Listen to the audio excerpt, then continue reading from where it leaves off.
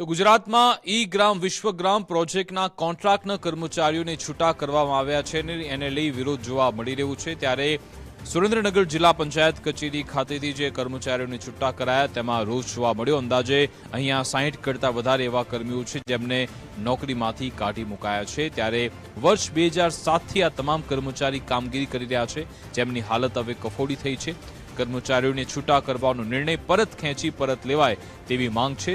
સાંસદ ચંદુભાઈ શિહોરા અને ધારાસભ્ય જગદીશભાઈ મકવાણાને આ બાબતે રજૂઆત કરવામાં આવી હતી। અમને તાત્કાલિક ધોરણે એક લેટર આવેલો છે કે બધા ટીએલઈ, એમઆઈએસ અને ટેકનિકલ સ્ટાફ એ બધાને તાત્કાલિક છૂટા કરેલા છે।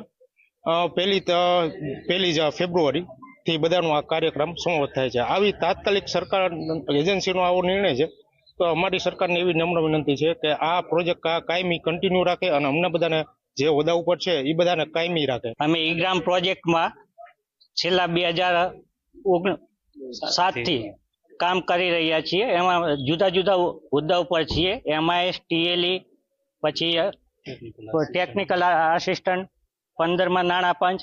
સરકારશ્રીએ 1 ફેબ્રુઆરીથી આશરે 1500 જેટલા કર્મચારીઓને અમને છૂટા કરવાનું કહેલ છે।